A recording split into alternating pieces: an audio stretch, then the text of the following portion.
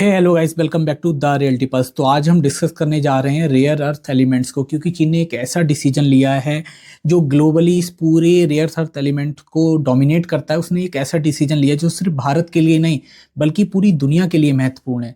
चीन ने स्पष्ट किया है कि वह अब इन धातुओं का जो निर्यात है केवल नागरिक उपयोग के लिए ही स्वीकृत करेगा, जबकि रक्षा यानी कि डिफेंस से जुड़े हुए उपयोगों पर उसका कंट्रोल लगातार बना रहेगा, यानी कि उसको वो एक्सपोर्ट नहीं कर पाएगा।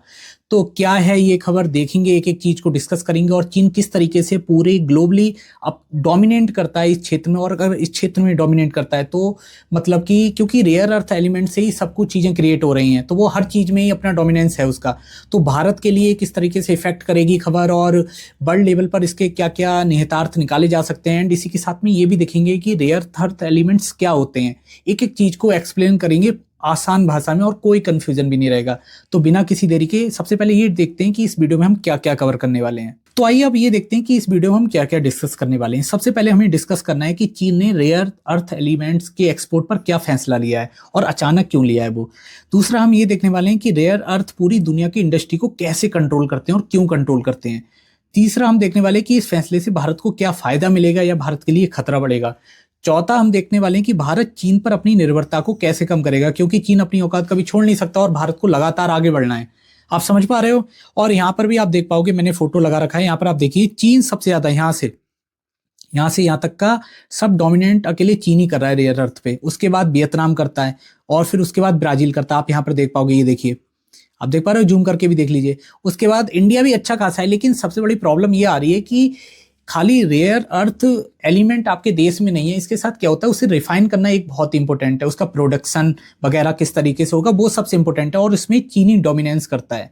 तो आइए आप एक एक करके पूरी खबर को देखते हैं। तो देखिए 19 दिसंबर को चीन के विदेश मंत्रालय ने घोषणा करी है कि रेयर अर्थ से जुड़े जो उसके एक्सपोर्ट नियंत्रण है वो किसी विशेष देश के खिलाफ नहीं है। कि मतलब वो मोटा मोटा ये कहने जा रहा है कि हम ना तो यूएस के खिलाफ ये लगा रहे हैं ना ही भारत के खिलाफ इसे यूज कर रहे हैं। ठीक है, किसी एक देश के खिलाफ नहीं है, बल्कि यदि कोई आवेदन अगर उसके नियमों के अनुरूप होता है चाइना के और उसका उपयोग अगर सिविलाइजेशन के लिए होता है, नागरिक क्षेत्र में होता है, तो उसे मंजूरी दी जाएगी। ये चाइना साफ साफ कह रहा है। आगे चीन ने बताया कि जो मध्यम और भारी रेयर अर्थ होते हैं, एलिमेंट्स होते हैं, उनका ड्यूअल यूज होता है, यानी कि उनका उपयोग सिर्फ नागरिक उद्देश्यों के लिए नहीं होता, उनका सैन्य दोनों क्षेत्रों में किया जा सकता है। इसी कारण जिन एक्सपोर्ट से रक्षा उपकरण बनाए जा सकते हैं उन्हें अनुमति नहीं दी जाएगी। यानी कि वो मोटे तौर पर कह रहा है कि मध्यम और भारी रेयर अर्थ के एक्सपोर्ट की अनुमति नहीं है। आप समझ रहे हो, अनुमति नहीं होगी, यानी कि केवल हल्के तत्वों की अनुमति दी जा रही है। यानी कि बहुत ही खुशी की खबर नहीं है ये इंडिया के नजरिए से देखें, क्योंकि मेन तो उसने अपने पास रोक ही रखे हैं मध्यम और भारी रेयर अर्थ तत्व। आप ये समझ पाओ, ये बहुत ही इसको इस तरीके से समझना पड़ेगा हमें कि वो सिर्फ मध्यम और भारी तत्वों को छोड़कर हल्के तत्वों को निर्यात करेगा, एक्सपोर्ट करेगा। भारी और मध्यम तत्वों को, जिसकी सबसे ज्यादा जरूरत है इंडिया के लिए डिफेंस के सेक्टर में, चाहे वो आपका रिन्यूएबल एनर्जी के सेक्टर में हो गया, उसमें वो कोई भी अपना जो एक्सपोर्ट है वो बिल्कुल भी नहीं देगा। तो देखिए चीन है वो वैश्विक रेयर अर्थ आपूर्ति श्रृंखला पर अत्यधिक नियंत्रण रखता है, मतलब सबसे ज्यादा उसी का कब्जा है, क्योंकि वह दुनिया की लगभग 70% रेयर अर्थ खनन यानी कि माइनिंग करता है। 70% जितना दुनिया में उसका, और करीबन 90% प्रोसेसिंग यानी कि रिफाइन करता है, जो सबसे ज्यादा इंपॉर्टेंट है। अगर आपके पास हुए भी मतलब रेयर अर्थ तो उसकी प्रोसेस तो आप नहीं कर पाओगे ना, 90% अकेले चाइना करता है, यही सबसे इंपॉर्टेंट है। जो इसे ऑटोमोबाइल, इलेक्ट्रॉनिक्स और पवन ऊर्जा सहित रक्षा सहित आधुनिक उपकरणों की एक विस्तृत श्रृंखला में उपयोग की जाने वाली कीमती धातुओं का वस्तुतः एकमात्र आपूर्तिकर्ता इसे बना देते हैं। मतलब एकमात्र ये आपूर्ति करता है एक तरीके से रेयर अर्थ एलिमेंट का। और देखिए चीन की जो दुर्लभ पृथ्वी धातु यानी कि रेयर अर्थ एलिमेंट है उसकी मांग लगातार बढ़ रही है। क्योंकि अमेरिका, यूरोपीय यूनियन और भारत इसके सबसे बड़े इंपोर्टर हैं। यानी कि देखिए आप समझ पा रहे हैं कौन कौन। अमेरिका हो गया जो पूरी दुनिया चलाता है, यूरोपीय यूनियन हो गया एक तरीके से पूरा यूरोप, और फिर इंडिया जो बहुत बड़े इंपोर्टर हैं चाइना के। तो चाइना के एक तरीके से पूरी दुनिया में डोमिनेंस फैल ही रहा है। तो ये आप जानते हैं भारत के नजरिए से इस फैसले को देखते हैं। तो देखिए भारत के लिए ये फैसला एक अल्पकालिक है, यानी कि शॉर्ट टर्म रिलीफ की तरह काम कर रहा है, क्योंकि ऑटोमोबाइल, इलेक्ट्रॉनिक्स और नवीकरणीय ऊर्जा उपकरण, प्रिसीजन मैन्युफैक्चरिंग जैसे क्षेत्रों में इससे तुरंत फायदा मिलने की उम्मीद है, क्योंकि इसमें हल्के रेयर अर्थ एलिमेंट्स का यूज होता है। ठीक है, दूसरी ओर भारत ने रेयर अर्थ की कमी का मुद्दा कई बार बायलैटरल भी उठाया है चाइना के साथ। देखिए जैसे कि 12 दिसंबर को बीजिंग में हुई जो विदेश मंत्रालय की वार्ता थी, उसमें भी भारत ने निर्यात नियंत्रण से जुड़े जो लंबित मुद्दे हैं उनके भी शीर्ष समाधान पर जोर दिया था कि यार जल्दी से जल्दी इसे हम अगर शॉर्ट कर लें, मतलब सॉल्व कर लें, तो उससे क्या होगा कि इंडिया की जो प्रॉब्लम आ रही है डिफेंस के या ऑटोमोबाइल सेक्टर में, तो वो भी खत्म हो सकती है। तो अगर देखिए इस सबकी शुरुआत, तो देखिए चीन ने जुलाई 2023 से ही कुछ विशिष्ट खनिजों के निर्यात एक्सपोर्ट पर प्रतिबंध लगा दिए थे। शुरुआत उसने जुलाई 2023 से ही कर दी थी। तब से इन प्रतिबंधों के दायरे में आने वाले जो दुर्लभ खनिज है उनकी संख्या लगातार वृद्धि कर रहा है। वो इन पे लगातार और भी एलिमेंट्स को ऐड करता जा रहा है और कह रहा है कि इनके एक्सपोर्ट की अब अनुमति नहीं दी जाएगी। और फिर ये देखिए ये पूरा जो घटनाक्रम है एक बार फिर भारत की जो स्ट्रेटेजिक कमजोरी है उसे उजागर करता है। क्योंकि देखिए नागरिक उपयोग की मंजूरी से अस्थायी स्थिरता आ सकती है ना, अस्थायी मतलब पूरी तरह परमानेंट नहीं।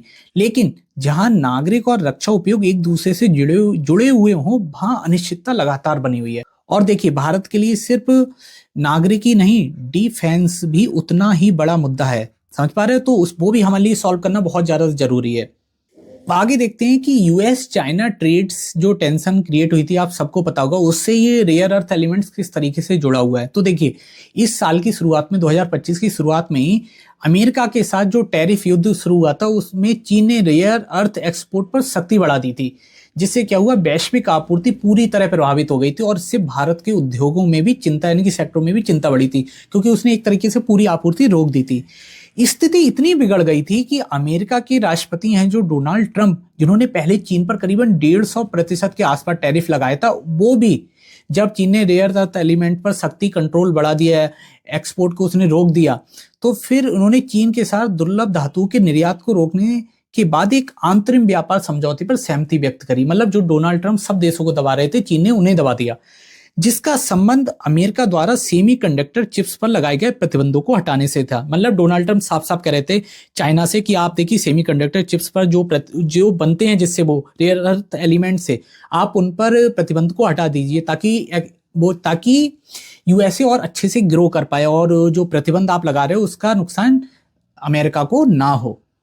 तो आइए अब बात करते हैं इंडिया की लॉन्ग टर्म स्ट्रेटेजी क्या हो सकती है, जो भारत के नजरिए से ही सबसे इंपॉर्टेंट है। तो देखिए यह घटनाक्रम जो हुआ है, ये डिसीजन हुआ है, ये भारत की उस रणनीति को और मजबूत करता है, उस स्ट्रेटेजी को जिसमें घरेलू रेयर अर्थ खनन यानी कि माइनिंग और प्रोसेसिंग में निवेश यानी कि इन्वेस्टमेंट, तथा ये तो एक काम करना होगा इंडिया को, इसके अलावा ऑस्ट्रेलिया और अमेरिका जैसे जो वैकल्पिक साझेदारों के साथ सहयोग बढ़ाना होगा रेयर अर्थ एलिमेंट्स के लिए, ब्राजील के साथ, जबकि ब्राजील के कुछ प्रेसिडेंट, खुद ही प्रेसिडेंट भारत से बात करना चाहते हैं। और देखिए चीन का ये जो फैसला है वो भले ही भारत को तात्कालिक राहत दे देता हो, लेकिन ये स्पष्ट संकेत भी है कि रेयर अर्थ सप्लाई एक शक्तिशाली भू राजनीतिक हथियार बन चुका है।